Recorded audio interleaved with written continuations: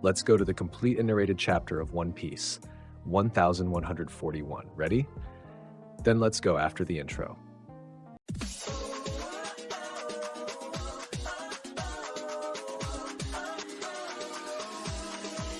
Hello everyone, welcome to the channel. Before we dive into this video's content, leave your like, subscribe to the channel, and turn on the notification bell.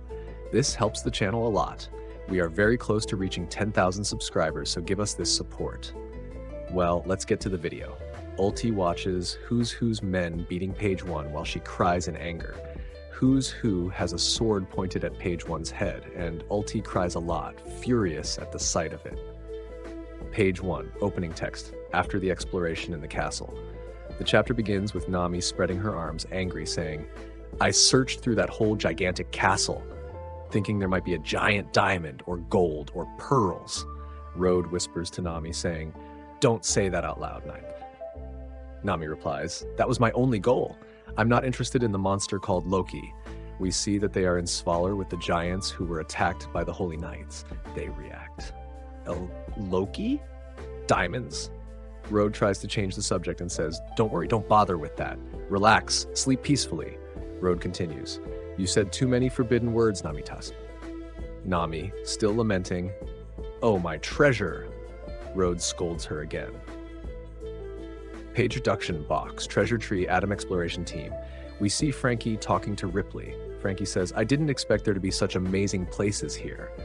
Ripley replies, "We live on the branches of this gigantic tree." Then we see a small map illustration. On the branch, the homes. On the trunk, tree atom. Ripley continues, "That's why each branch tells an ancient story." Frankie says, "Oh, what about that branch?" Ripley replies, "There used to be a village called Haugen at the end of that branch." As she says this, we see a gigantic severed branch. Ripley continues, "One day, it was struck by lightning and a fire started. It was impossible to put out the fire because the branch was too old, so we cut it to prevent the fire from spreading to the other branches." Frankie replies, "Without a doubt, that must have been a hard decision for you. Time imposes its judgments, even on the tree atom." Tinless, the lesson we learned is that the two weaknesses of the tree are fire and lightning. Page 3, introduction box in village during the banquet. We see Usopp completely drunk. He says, "Hey, where have you been, Nami? I also can't see Luffy and Zoro." Nami replies, "May went to explore the island." "If that's the case, no problem." "Hey, Jarl, let me introduce you to our genius navigator." Usopp shouts, "Despicable old man. What kind of woman do you prefer?" Graphing, "Bagaga, I prefer women older than me." Usopp then jumps and slaps the sword stuck in Jarl's head, making the old man widen his eyes in pain. Usopp says, "You prefer the impossible. Are you the oldest person in the world?" Page 4, at that moment, Dory scolds Usopp, telling him not to do that. But Usopp, very drunk, replies, "Isn't there any brave person among you to remove Yadori's sword? This Excalibur." Broggy shouts, "Don't even think about it. He would die from excessive blood loss." Brook comments, "It seems he's really drunk. So are you." Usopp then replies, "Nothing can be done."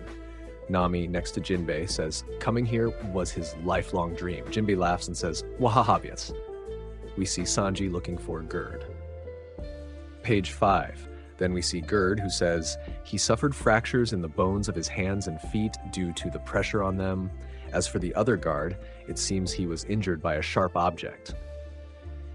Or maybe he received a strong impact from a small human." Gird continues, "What happened? Explain everything to me in detail. It's not normal for this to happen to the castle guards." Road replies, "I went for a walk around the castle looking for inspiration to design a block castle. I found the broken door and the guards in this state." Gird says, "I see that you're sweating a lot. Is it really that hot?" Road replies, "It's because you've been staring at me for too long. I will wake the guards and ask them." Road, desperate, says, No, let them rest." Gird 6, Gird says, "I will inform Yarol-sama about what happened." Road, shocked, replies, "We don't need to ruin the banquet atmosphere. Stopping the party for this, without concrete proof, will only cause anxiety." Gird becomes very suspicious. Road, I need to hold on until Luffy Tasso and his companion return. Otherwise, they'll consider me an accomplice in Loki's escape if this gets discovered. I also expected Loki to be released and leave our island. No one will care about the chaos he'll cause outside. Then Gird beats up Road and shouts, but hiding the intruder who looks like the redhead could cause a huge problem.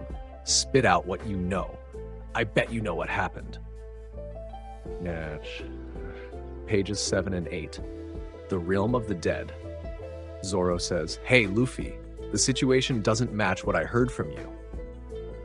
Because it's nothing like what I'm seeing here. Then they find Loki badly injured. Luffy says, hey Loki, what happened here? Who did this to you? Even the animals are wounded. Hey guys. Zoro then says, we haven't decided to release him yet, Luffy. This goes against what we agreed on. Luffy replies, he can't do anything in this state. Help me, Zoro. Luffy weakens as he touches the handcuffs. The cuffs are made of kairoseki. Zoro looks around and says, what's up with these giant animals? Wait, Luffy, we haven't decided what to do yet. Page 9. Luffy and Zoro start arguing. Luffy says, the giant is about to die. We need to help him. Zoro replies, I already said I'm not obligated to help him. I've never spoken to him before, and all I know are unpleasant rumors.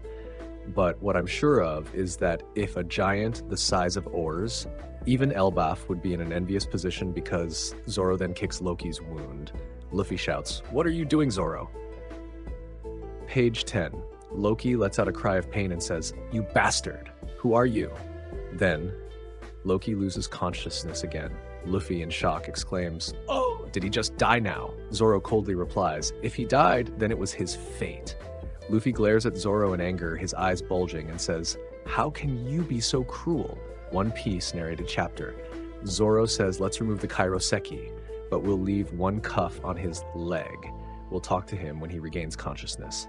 Luffy raises his arms and says, all right. And I'll call Chopper. Zoro then replies, the library is too far. There must be doctors in the village where the festival is taking place. Page 11. Zoro jumps onto Loki's shackle while saying, if they find out we want to free Loki, they'll definitely expel us. Luffy says, we have no choice but to ask a doctor for help, so don't lose hope. I'll go get a doctor and bring some meat. He won't recover if he doesn't eat. Zoro, meat is the last thing we're short on here. Luffy widens his eyes and yells, I'm not gonna eat my friends. I'll hunt other animals in the mountains. Don't say that again, they're my friends. Zoro says, but aren't they all the same species? Luffy, irritated, responds, I don't eat my friends. Got it, Luffy. Luffy starts running and says, I'll bring the doctor first. I'll leave things here to you. But then he hears screams coming from the sky. Luffy looks up confused. What's that? Then we see a Svalar falling. Someone shouts, I told you this was impossible. Pages 12 and 13. We see that it's Hajrudin's crew plummeting. Hajrudin shouts, the clouds of the island are dissolving into the underworld. If only we had gone up a little earlier. Sanji, who is with them, says, I'm going to save Gird-chan. We didn't have time to use the elevator.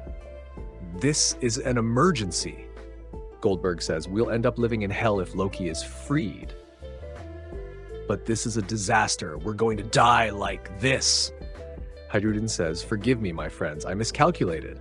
Goldberg replies, I won't blame you. You did it for our Elbaf. Page 14. But then their Svalar crashes straight into Luffy's belly, just as he had used Fusen. While Sanji helps Gird, the entire Svalar is sent flying away. Then they all get up injured. Thank you so much for that. Stanson says, we're hurt, but at least we survived. If we had been hit directly, we would have died. Then, Hajrudin pleads with Luffy. We rushed things and made the situation worse because of our mistake. I beg you, don't free Loki just because of something he said. We forced Road to tell us everything. Road says, sorry about that, Luffy Tasso. Hajrudin continues, he's a wicked and malicious scoundrel who manipulates others. Please, don't trust Loki no matter what happens. We've known this since we were kids. It's the same recycled lie he always uses. He's a beast who kills anyone who calls him a friend without hesitation. Hearing this, Luffy starts sweating and looks to the side with a guilty expression. Hydrogen says, "He is an enemy of the world." Zoro then says, "Oh man, it's too late for that now." Then we see the chains falling. Loki stands up in an impressive scene. He is simply gigantic. The giants scream in panic. "Loki!" Luffy says, surprised. "What? I thought he was unconscious." We see Loki grabbing a hammer. Hadruden shouts, "Stop, Loki! Keep your hands off the Ragnar!" With a diabolical smile, Loki prepares to attack. The chapter ends with the text, "The cursed prince has risen." End of the chapter and no break next week. And that was the narrated chapter of One Piece 1141. What did you think? Leave your rating in the comments. If you enjoyed the video, leave a like, subscribe to the channel, and turn on the notification bell. See you next time. Thanks.